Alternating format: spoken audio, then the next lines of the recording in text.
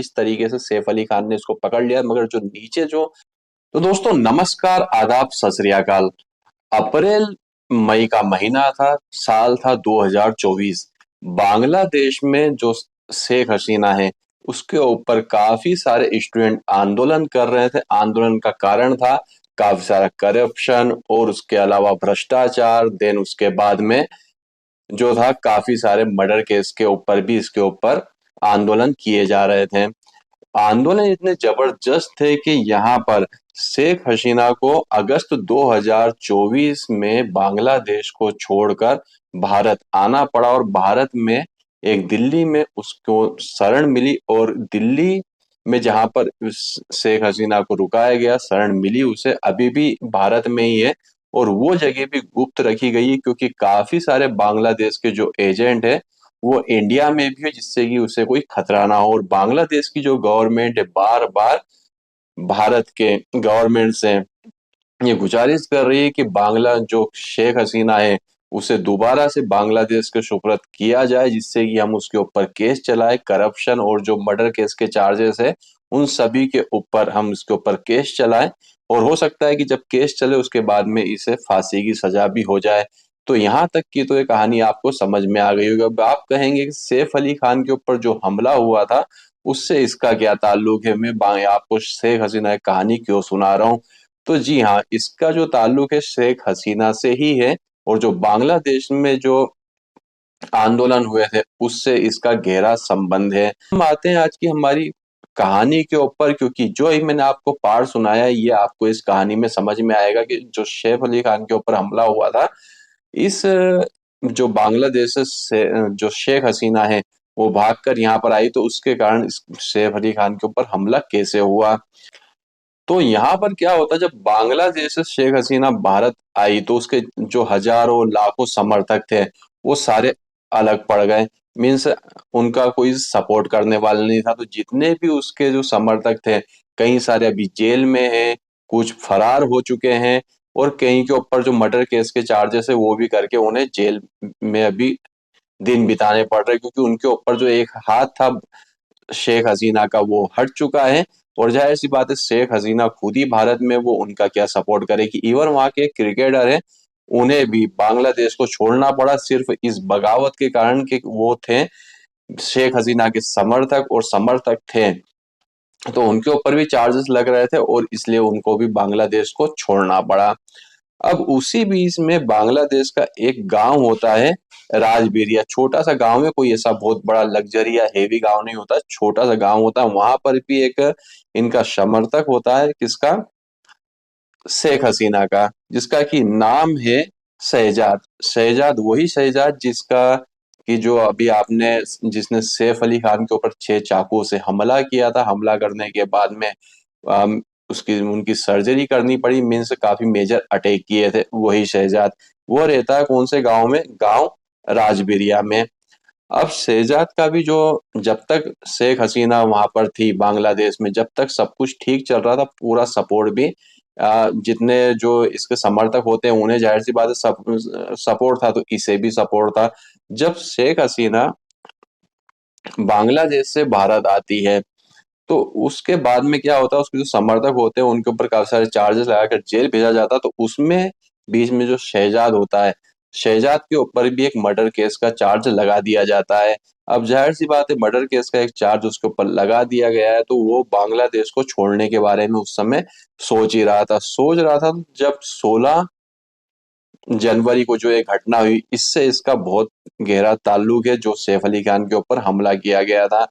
तो अब जब ये बांग्लादेश को छोड़ने के बारे में सोच रहा है, तो अब इसने काफी सारी जो इंफॉर्मेशन है वो कलेक्ट करना चालू की, क्योंकि बांग्लादेश से भारत आने के बीच में जो सीमाएं होती है, काफी ज्यादा ज्यादा इस सीमाएं हैं जहां पर कोई भी सिक्योरिटी नहीं है, कोई भी आराम से आ जा सकता है। तो अब इससे पता चलता है कि बांग्लादेश से भारत जाने का जो रास्ता होता है, एक नदी होती है जिसका की नाम होता है नदी का डोकी नदी, ठीक है।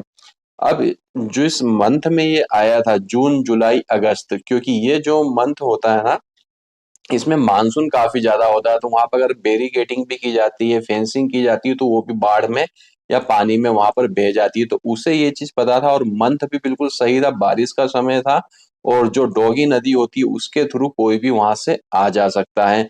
तो अब इसके जो घर से ये जो डोगी नदी होती है उसकी दूरी होती है 159 किलोमीटर। वहां पर ये बस के रास्ते, कुछ पैदल चल के या किसी भी तरीके से डोगी नदी तक पहुंचता है। डोगी नदी को वो पार करता है, वहां पर उसे पता था कोई भी सिक्योरिटी नहीं होती है और उस नदी को काफी आसानी से पार किया जा सकता है। तो वो मेघालय के पास में जो नदी होती है डोगी नदी, वहां पर पहुंचता है, उसे पार करके वो आता है कोलकाता, वेस्ट बंगाल की तरफ। वेस्ट बंगाल, वो डोगी नदी से वेस्ट बंगाल का जो रास्ता होता है वो होता है 489 किलोमीटर का होता है, जो कि कुछ बस से, कुछ अदर लिफ्ट लेके, कुछ पैदल चल के ये 489 किलोमीटर का रास्ता पार करता है और पहुंच जाता है कलकत्ता में। अब कलकत्ता में आ जाने के बाद जब भारत में वो आता है तो उसे ये था कि भारत में जाने के बाद में मुझे यहाँ पर कोई नौकरी करना, जाहिर सी बात है, एक गरीब फैमिली से बिलोंग करता था जो ये था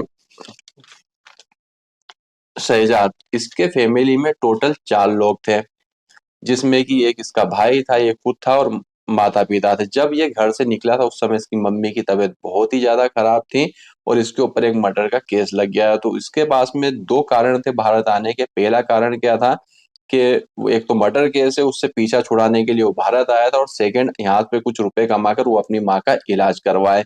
तो ये आ जाता है कलकत्ता में। कलकत्ता में आ जाने के बाद में अब इसे एक चीज समझ में आती है कि यहाँ पर बिना आईडी प्रूफ के ना तो इसको कोई नौकरी मिलने वाली है, और जाहिर सी बात है मोबाइल था बांग्लादेश का, तो यहाँ पर अगर वो चलाता है तो यहाँ पर भी उसे ऑपरेट नहीं कर पाता, और सिम लेने के लिए भी इसको यहाँ का लोकल आईडी कार्ड चाहिए।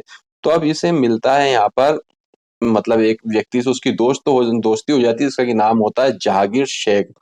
इसकी आईडी से वो यहाँ पर एक सिम कार्ड खरीदता है। सिम कार्ड खरीदने के बाद में, अब ऑब्वियसली उसका भारत में तो कोई पहचान का नहीं था, जितनी भी इसकी बात होती है बांग्लादेश में इसके घर पर ही बात होती है, और इसके मोबाइल में सिर्फ एक ही नंबर सेव था। किसका नंबर सेव था? जो जहांगीर शेख, जिसकी आईडी से इसने सिम लिया हुआ था। अब जितनी भी इसकी बातें होती बांग्लादेश में होती है, और बांग्लादेश में जब भी इसके घर बात होती तो वही चीजें बताई जाती कि मम्मी की, उनकी, उसकी तबीयत खराब है और वो कुछ पैसों की मदद मांग रहा है। कलकत्ता में रहकर इसे कोई दिहाड़ी मजदूरी में इतना ज्यादा पैसा मिल नहीं रहा था। अगर आपको भी पता हो कि भारत में जो मेट्रो सिटी होती है जैसे दिल्ली, मुंबई, यहाँ पर दिहाड़ी जो मजदूरी करते हैं उनका रेट काफी ज्यादा होता है, मगर कलकत्ता में गवर्नमेंट रेट भी काफी डाउन है। तो अब इसके दिमाग में 2 चीजें चलती है किसी मेट्रो सिटी। अब मेट्रो सिटी तो ये जानता नहीं, बस इसको ये पता था दिल्ली और मुंबई के बारे में। अब दिल्ली और मुंबई में सब सिलेक्ट करना था इसे कि इसे जाना कहाँ है जहाँ पे कुछ इसे ज्यादा पैसे मिल जाए। तो अब ये जो बांग्लादेशी था, जो ये पर्सन है जिसका कि नाम है शहजाद, ये थोड़ा फिल्म वगैरह भी देखता था, फिल्म में भी रुचि रखता था, तो उसको पता था कि मुंबई में काफी बड़े बड़े स्टार रहते, चलो मुंबई ही चला जाए। अब ये मुंबई में आता है। मुंबई में आने के बाद में मुंबई की गवर्नमेंट भी काफी स्ट्रिक्ट है और पुलिस भी काफी स्ट्रिक्ट है, बिना आईडी प्रूफ के यहाँ पर कोई नौकरी नहीं मिलती। अब जाहिर सी बात है आईडी प्रूफ के बिना इसको कोई नौकरी नहीं मिलती। तो वहीं पर एक शख्स इसे मिलता है, इसका की नाम है अमित पांडे, जो कि हाउस कीपिंग कीपिंग का काम संभालता है। तो वहीं पर एक इसको हाउस कीपिंग की नौकरी मिल जाती है। तो ये बार, पब में और जगह जगह पर जाकर ये वहां पर हाउस कीपिंग का काम किया करता था। अब हाउस कीपिंग का काम करते करते इसको समझ में आ गया ये बार और पब के अंदर यहाँ पर काफी बड़े बड़े लोग होते हैं, इनके पास में पैसे की कोई कमी नहीं होती, क्योंकि उससे टिप ही इतनी मिल जाती थी जितने की वो एक दिन में उसकी मजदूरी, मतलब उसकी जो मजदूरी नहीं होती तो ज्यादा तो उसको टिप मिल जाए। तो उसको समझ में आ गया था कि इन बड़े लोगों के पास में पैसा काफी ज्यादा होता है और यहाँ पर रहकर तो कुछ होने वाला नहीं है। तो वहीं से इसके दिमाग में अब एक चीज चलती है कि क्यों ना यहाँ पर थोड़ा सा किसी घर में हाथ साफ कर लिया जाए, मीन्स चोरी कर ली जाए, उससे मैं अपने गांव में भी चला जाऊंगा और मम्मी का इलाज भी करवा दूंगा, और जो पैसे बचेंगे उससे मैं अपना कोई बांग्लादेश में बिजनेस कर लूंगा। तो ये 3 कारण, पहले वहां से आया था तो 2 कारण थे, जब बांग्लादेश से चला था कि यहाँ पर आकर कुछ पैसे कमाना है, और वहां से जो मर्डर केस के पीछे आया था उससे वो बच जाएगा, और यहाँ पर मम्मी का इलाज करवाना है। मगर जैसे ही ये मुंबई में आता तो अब इसकी 3 फरमाइशें चालू हो जाती। पहली कौन सी? कि यहाँ से जो पैसे लूंगा उससे बांग्लादेश चला जाऊंगा, बांग्लादेश जाने के बाद मम्मी का इलाज करवाऊंगा और उसके बाद में वहां पे कुछ बिजनेस कर लूंगा।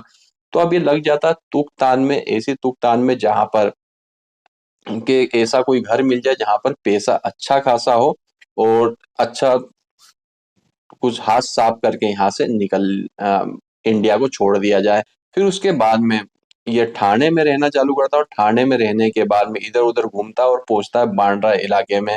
बांद्रा इलाके में काफी रिच लोग रहते हैं, मीन्स बड़े लोग होते हैं, वहीं पर ही रेकी करता है। फिर उसके बाद में जो शाहरुख खान का बंगला होता है मन्नत, ये जब 16 तारीख को, जब इसने 16 जनवरी 2025 को जब सैफ अली खान के घर में घुसा था, उसके पहले इसने कोशिश की थी शाहरुख खान के घर में मन्नत में जाने के लिए, क्योंकि उसको पता था शाहरुख खान इतना बड़ा आदमी है कि यहाँ पर अगर कुछ भी मिलेगा तो कुछ कम तो नहीं होने वाला है, जो भी मिलेगा उससे लाइफ आराम से कट जाएगी। तो ये जो शाहरुख खान की जो दीवार होती है, बाउंड्री वाल, वो काफी ऊंची थी, तो उसके लिए सीढ़ी की व्यवस्था करता है। जैसे ही वो सीढ़ी उसको मिलती है, पास ही में कहीं सीढ़ी पड़ी हुई होगी, उसको दीवार पे वो लगाता है और चढ़ने की कोशिश करता है, तो अंदर से कुत्तों की आवाज आती है और गार्ड की आवाज आती है। तो वो देखकर वो थोड़ा सा डर जाता है और वहां से भाग निकलता है। अब जैसे ही वो भाग के निकलता है तो यहाँ पर ही उसके बाद में सदगुरु, वहां से करीब सदगुरु शरण अपार्टमेंट की जो जो सैफ अली खान का घर है, सदगुरु शरण अपार्टमेंट, उसकी दूरी होती है करीब 3 से 3.5 किलोमीटर। वहां की भी इसने रेकी की हुई थी और उसे पता था कि वो जो अपार्टमेंट है उसमें पीछे की तरफ जाने के लिए एक छोटी सी दीवार है, आराम से चढ़ के निकला जा सकता है। जब वो वहां पर पहुंचता है तो वो देखता है कि जो गार्ड है, बिल्डिंग का गार्ड है, वो सोया हुआ है और गहरी नींद में सोया हुआ है। तो पहले तो पीछे जाने के बारे में सोच रहा था, और फिर उसके बाद में जब गार्ड उसको सोता हुआ दिखा तो वो आगे से अंदर की तरफ घुसता है। और टोटल इस बिल्डिंग के अंदर 11 फ्लैट होते हैं, ठीक है। तो अब ये 11 फ्लैट में देखता है कि जब सीढ़ियों से आगे जा रहा था तो पीछे की तरफ से सभी का टॉयलेट का जो आ, होती है, जिसे हम बोलते हैं विंडो, वो पीछे की तरफ होती है। तो देखता है किसी की विंडो खुली हो तो वहां से घर में एंट्री करूं, तो वहां पर कहीं पर भी मिलता। जब वो 11वें फ्लोर पर पहुंचता है तो वहां पर एक विंडो इसे खुली हुई मिलती है और विंडो के रास्ते वो सैफ अली खान के वहां बाथरूम में पहुंचता है। बाथरूम में पहुंच जाने के बाद में कुछ समय वहां पर इंतजार करता है सबके सोने का। वैसे सब कुछ लोग सो चुके थे, मगर उसकी जो एक मेड थी, सैफ अली खान की एक मेड है, वो जाग रही थी और उससे बाथरूम में से कुछ आवाज आई। बाथरूम में जाकर उसने देखा तो फिर उसके बाद में सामने आता है शहजाद, जिसका कि नाम बताया गया है शहजादी, सामने आता है। और सामने आने के बाद में एक हाथ में तो इसके चाकू था और दूसरे हाथ में एक डंडा था। अब वो मेट को समझाता है कि चिल्लाओ मत, नहीं तो मुझे तुम्हें मारना पड़ेगा। अब मेट की थोड़ी सी आवाज सुनने के बाद में जो सैफ अली खान होते हैं वो सामने आते हैं। अब सैफ अली खान ने क्या करा था, इसके ऊपर कंट्रोल तो पा लिया, जैसे कि दो लोग गले मिलते हैं इस तरीके से सैफ अली खान ने इसको पकड़ लिया। मगर जो नीचे जो शहजाद के हाथ थे उसमें एक चाकू एक हाथ में था, तो अब वो छूटने की कोशिश करता तो पीछे की तरफ से वो सैफ अली खान को चाकू मारते, फिर भी सैफ अली खान उसे पकड़ के रखते हैं। और पकड़ने के बाद में वो कंटिन्यू चाकू से वार करता है। जाहिर सी बात है, चाकू कंटिन्यू किसी व्यक्ति को लगेंगे तो थोड़ी पकड़ ढीली होगी, और जैसे ही सैफ अली खान की पकड़ ढीली होती है तो वो बिल्डिंग के जिस रास्ते से वो आया था, जिस बाथरूम के विंडो से आया था, उसको रास्ता पूरा पता था, उस बाथरूम में अंदर घुसता है और वापस से उस विंडो से सीढ़ियों तक पहुंचता है, सीढ़ियों से नीचे पहुंचता है। नीचे जैसे ही वो सीढ़ियों से पहुंचता है तो एक कैमरे में उसका पूरा जो पिक्चर होता है, फोटो होता है, वो क्लियर हो जाता है। फिर वो इतना डर चुका होता है, पास ही में एक गार्डन होता है, गार्डन में करीब 3 से 4 घंटे छुप कर बैठता है। जैसे ही सुबह होती है, सुबह कुछ 8:30 के आसपास का टाइम रहा होगा, उसके बाद में वो बांद्रा रेलवे स्टेशन जाता है, वहां से जाता है थाने जाता है, और थाने जाने के बाद में वापस से अपने वो लेबर लेबर कैंप में पहुंच जाता है जहां पर वो नौकरी कर रहा होता है। अब उसके जो मोबाइल था उसमें यूट्यूब भी था, सारी चीजें थी, काफी सारी जो खबरें थी मीडिया में आना चालू हो गई थी, काफी डर जाता है। तो थोड़ा सा अपना लुक चेंज करता है। लुक कैसे चेंज करता है, मीन्स अपनी थोड़ी हेयर स्टाइल चेंज करता है और थोड़ा सा अपना लुक पूरा चेंज कर लेता है और वापस से वहां पर रहना चालू कर देता है। और वो सोचता है कि अब मैं यहाँ से बांग्लादेश निकल जाऊं, मगर उसके पास में इतने रुपए नहीं थे कि वो बांग्लादेश चला जाए। अगर हो सकता है उस पास में रुपए होते तो हो सकता है बांग्लादेश से निकल जाता, तो शायद ही इसको कोई पकड़ पाता। फिर जैसे ही पुलिस तक पहुंचती है तो स्टार्टिंग में तो ये पुलिस को काफी घुमाता है कि मैं बंगाल का रहने वाला हूँ, मगर बंगाल का इसका कोई भी आईडी नहीं मिलता। जब इसका मोबाइल देखा जाता है तो उस मोबाइल में सिर्फ एक ही नंबर सेव था। कौन सा नंबर? जिसके नाम से इसने सिम ली थी पहले, वो और जितने भी इसके कॉल होते हैं सारे बंगाल में होते थे। फिर उसके बाद में इससे पूछा गया कि अगर इसको सिद्ध करना है कि बांग्लादेश का है तो जाहिर सी बात है इसका कोई आईडी चाहिए, तभी सिद्ध कर पाएंगे कि बांग्लादेश का है। तो अब क्या पुलिस एक दिमाग लगाती है कि बंगाल में जो इसका भाई था उसे इसी के मोबाइल से फोन लगाती है और बोलती है कि इसे जॉब नौकरी के लिए वहां की आईडी की जरूरत है, तो एक काम करो, इसके जो मोबाइल चलाता उस पे व्हाट्सएप भी था, यूट्यूब भी था और सोशल मीडिया एप्लीकेशनों का यूज भी, मैसेंजरों का यूज भी कर रहा है, तो इसके व्हाट्सएप पर इसका आईडी मंगवाया जाता है और फिर यहाँ पर क्लियर हो जाता है कि ये बांग्लादेशी है। तो ये थी पूरी सैफ अली खान के ऊपर हमले की कहानी कि एक बांग्लादेशी होता है, वो सिर्फ इस मकसद से भारत में आता है कि कुछ यहाँ पर नौकरी करेंगे या कुछ काम करेंगे, और वहां से भागकर इसलिए आता है क्योंकि वहां पर एक मर्डर के केस लगे हुए थे। वैसे इसकी फैमिली के ऊपर कोई भी क्रिमिनल बैकग्राउंड नहीं है, सिर्फ अगर ये पॉलिटिकल केस को छोड़कर इसके फैमिली के ऊपर कोई भी क्रिमिनल बैकग्राउंड नहीं है। तो ये थी पूरी सैफ अली खान के ऊपर हमले की कहानी। इस कहानी को सुनाने का मकसद किसी को परेशान करना या किसी का दिल दुखाना नहीं था, सिर्फ आपको जागरूक करना था। तो वीडियो देखने के लिए आपका धन्यवाद। भगवान करे आपका दिन शुभ हो।